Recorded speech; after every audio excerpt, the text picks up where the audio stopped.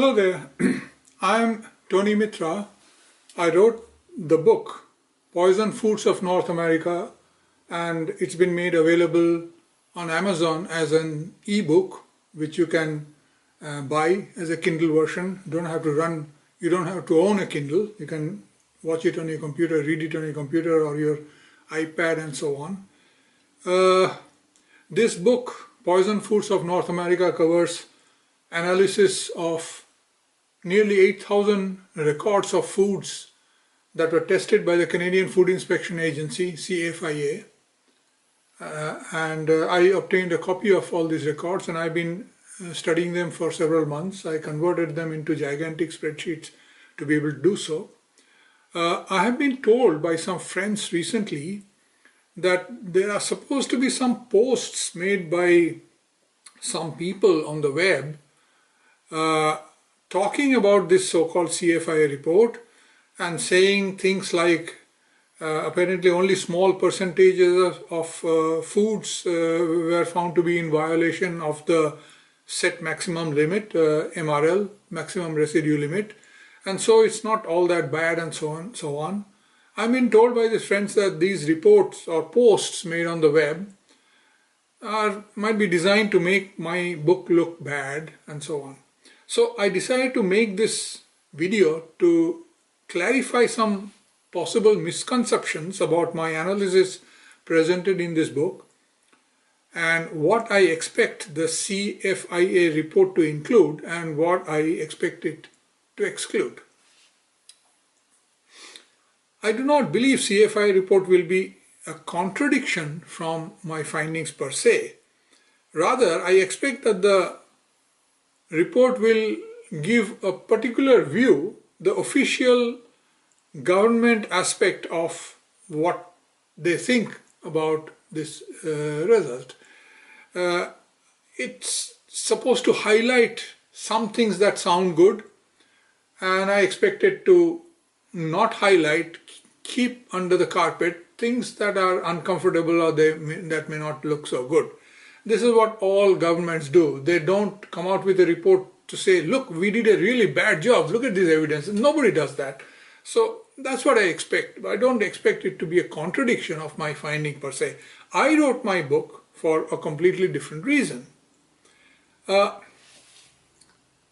of all, CFIA has its own limitations. It's a food inspection agency. They do not set the safe limit. They just follow whatever it's been set by the government, and they test the food, and if it is in violation, they write it. If it is not in violation, they say it's not in violation. That's it.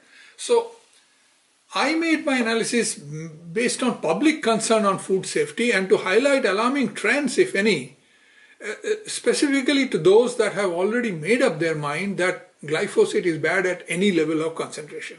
That is who this book is for.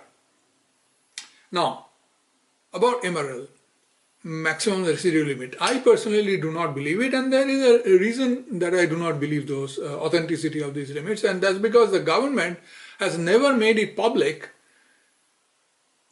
It has never made public any test records that actually prove that this glyphosate is safe to be in food at any concentration. And by that, making public data means test records of a group of animals fed with this glyphosate in their food in a measured quantity and compared with another identical set of animals living in the same lifestyle, eating the same kind of food without glyphosate, and their health parameters measured for the entire duration lifespan of these animals, and then compared. See, this is the group that was eating this dose of glyphosate, this is the group that were not eating, and see their results, their health is all identical, and therefore eating glyphosate doesn't cause any harm.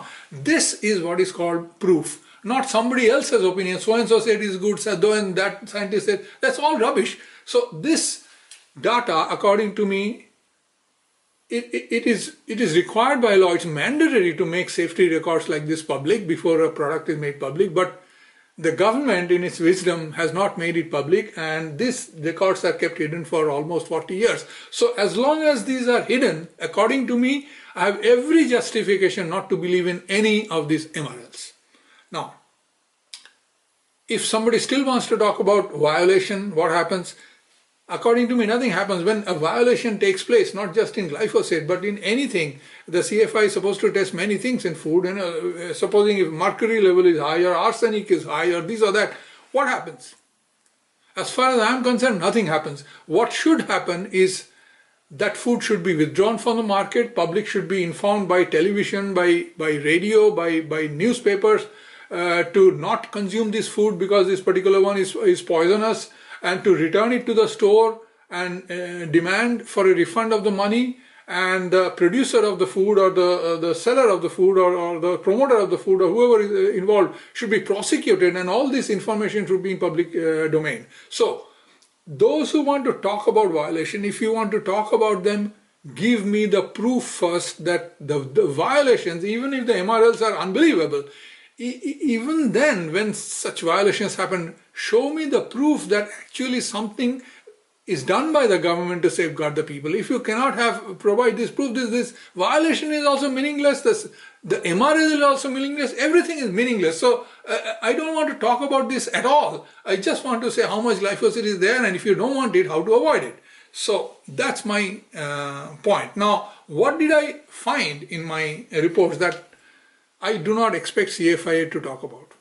A, North America makes far and away the most toxic foods on the planet. And by North America, I mean United States and Canada, not including Mexico and other countries. Mexico makes much more cleaner food. It's actually in a different league altogether. So, North America makes the worst food on the planet with regard to glyphosate contamination. Most toxic food, and within North America, Canada makes even more toxic foods than America, and that makes Canada the producer of most toxic foods on earth. And within Canada, western part of Canada, where the prairies are, which is the breadbasket, so to speak, that western Canada is the source of even more toxic foods than the rest of Canada, making this western parts of Canada, prairies outward, the epicenter of poisonous foods on the planet. Now, these are facts which are available in the details of the records. I have highlighted them. This is something that I would like somebody to explain why. And those who did not know, and you don't want glyphosate in your food, there are narrowing paths to navigate through, and that's why all these details are given in the book. It's not for debating whether glyphosate is good or bad. It's for finding a way so that you don't get slow poison if you really believe glyphosate is a seriously harmful chemical to be in your food. That's what my book is about. If you want to avoid being slow poison, try to follow the guidelines in my book. If you want to engage in the philosophy of poison in food, well, you can always go and read some reports made by somebody else or some post made by some web somewhere else. Philosophy is good, but my book is not about philosophy. Thank you.